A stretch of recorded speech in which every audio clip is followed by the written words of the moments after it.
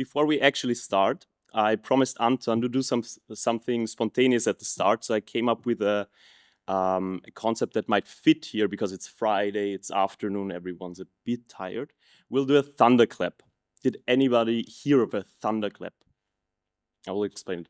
All of us together will rub our hands as hard as we can, as hard as we possibly can. And I will count down to 3, and on 3 we will do one clap all together. 3, 2, 1. Yeah, that was good. We might be able to do a bit better. Let's try it one more time. As hard as you can. I'm sorry for everyone with rings, that actually hurts a bit. 3, 2, 1. Nice. So I think we have energy now for the second to last talk, I guess. Before I start, who has worked with background location in Flutter? Could you raise your hands? Okay. Quite a few, but not half of you. So I hope everyone learned something new. Hi, I'm Simon. You can also call me the mustache man from Flutter Vienna. In my lightning talk, I will talk about what I wish I knew before working with background location in Flutter. We've got a lot to cover and not a lot of time, so I will jump straight in.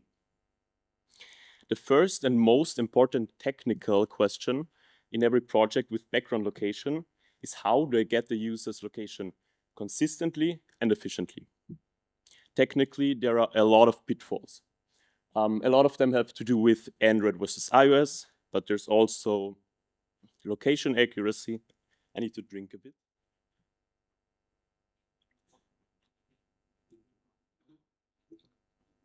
Conference has been long already. Diving into all of those problems will not be possible now, so I will present you my solution. We use the package Flutter Background Geolocation, and it wraps native SDKs for iOS and Android. Those SDKs have been battle tested for 11 years now, so they're really, really well maintained.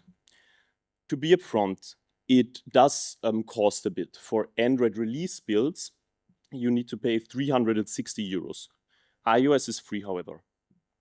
But if you consider all of the problems I listed before, I would argue for production-grade application, it might be a good idea to invest a bit if you think about the time it takes to implement, test, and debug everything. The plugin itself is maintained for 11 years now on the native side, and it wraps on the Flutter side, like I said. And it comes with offline support out of the box. That means it ships an SQLite database, and it saves all the geolocation data on your phone. It also has an HTTP service that syncs the data automatically with your backend if you want that. And it's also quite sophisticated. So it has automatic retries, batching, and also JWT refreshing if you want it out of the box. As you might know, it is not really smart to always get the user's location every second or when the user doesn't move. So the plugin also comes with a motion detection algorithm.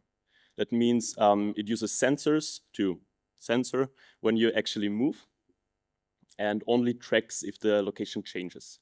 And that's also very configurable. Apart from that, it has an outstanding documentation, and I'm not overhyping that. It's one of the best documentations for a plugin I've ever seen, because it also had 11 years to build it.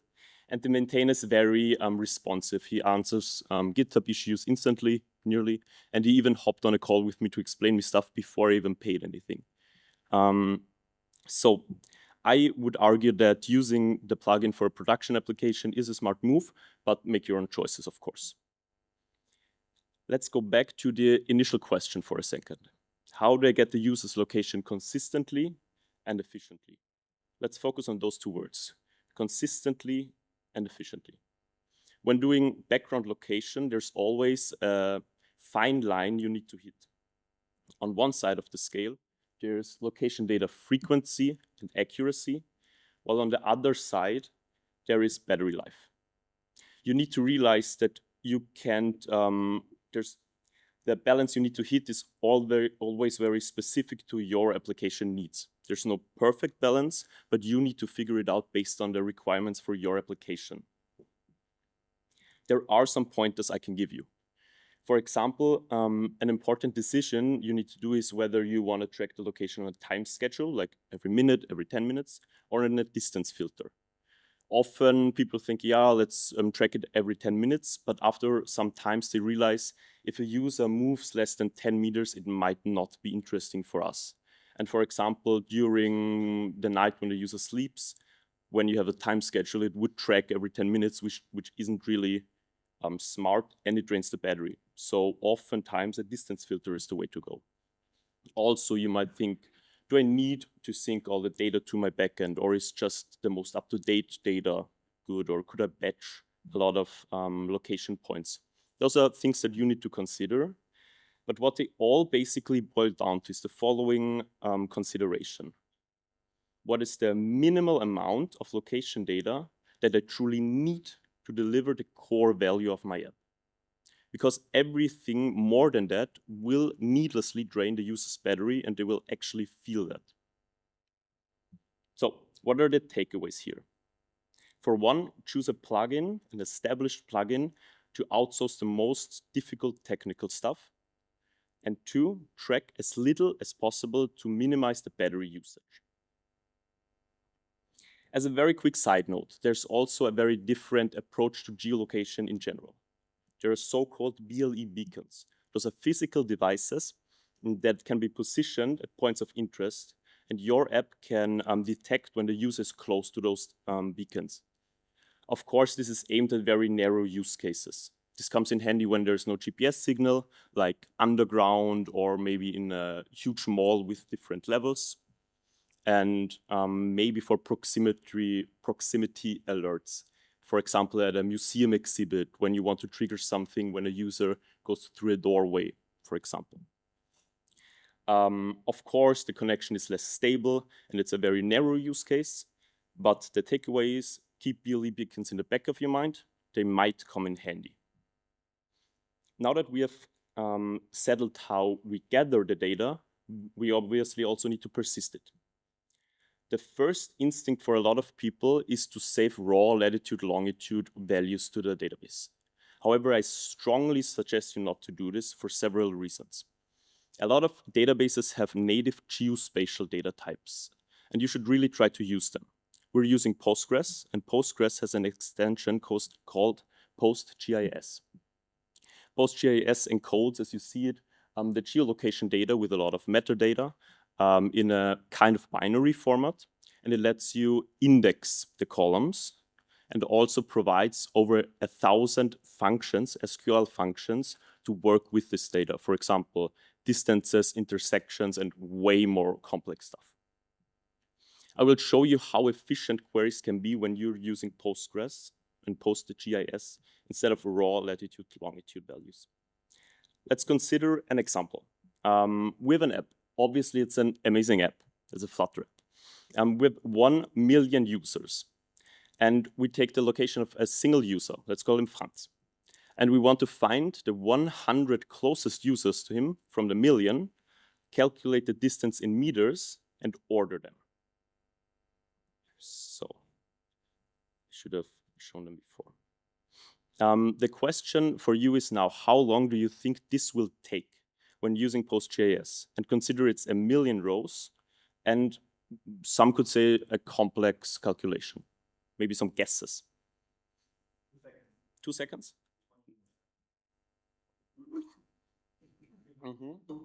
With quite a range. It's actually exactly in between, basically. It's 200 milliseconds. Now, not bad. Also, for an example with 10 million rows, which is nearly a gigabyte of raw data, it would take 1.7 seconds. It's always hard to get a grip on, how long is it actually, but this much data would be impossible to load into your backend and calculate. I tried it for the million rows, it's like 20 seconds. It's not usable in an app. And this extension with Postgres makes it usable.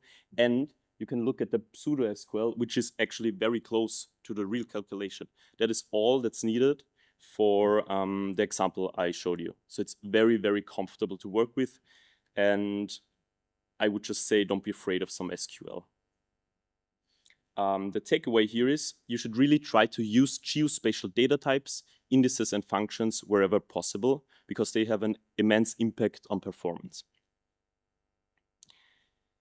Because we don't want to drive around with a laptop to debug our apps, we need to set up some location mocking.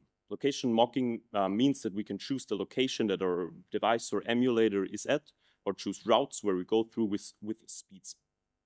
For Android, I suggest the application Lokito. You can download it on your emulator or on your physical phone, and you can set up those location mocks or routes very comfortably.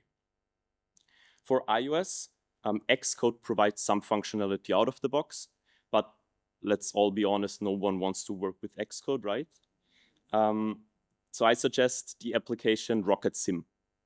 It provides you everything that's needed for location mocking. And even though Rocket Sim as an application has a paid tier, everything for location mocking is free. There's just additional features that are also very cool, just tried out. So I suggest this application. Takeaway here is create a comfortable location mocking setup because it will surely come in handy down the line. However, just mocking your location is not enough. There's many scenarios that you could never reproduce while sitting inside.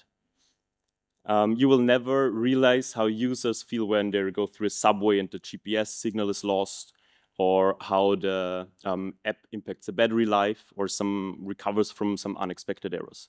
So it's super important to get yourself a little group of testers and deliver small prototypes. It's a nice break from our usual screen time. Let's be honest, touching some grass wouldn't hurt any of us, right? The last and most important step in any application process is releasing it. And as we are all very painfully aware of, the stores can be assholes. There are great resources to guide you through the whole process of releasing a background location application. I will just leave you with the most important point. The stores will always ask for a very good reason to use background geolocation. And they will be very quick to reject you if they deem that reason not good enough. So make sure, the takeaways, make sure your reason for using background location is a good one, because you don't want to get your app rejected at the end of the process. Because the time is running out already, we'll do wrap-ups now. First off, we learned that we want to outsource the most painful technical stuff to an established plugin. We want to track only as much geolocation data as it's absolutely needed to not drain the user's battery. Also, we can keep in mind BLE beacons because they might come in handy in some very specific use cases. We also have seen from the example that using database integrations for geospatial data types are essential for performance and future-proofing our applications. Creating a comfortable location mocking setup, but also going outside and actually testing the app in real-world scenarios is a must. And lastly, make sure your application has a great reason for using background location for store compliance. Thank you for your attention and see you, hopefully, at the after party.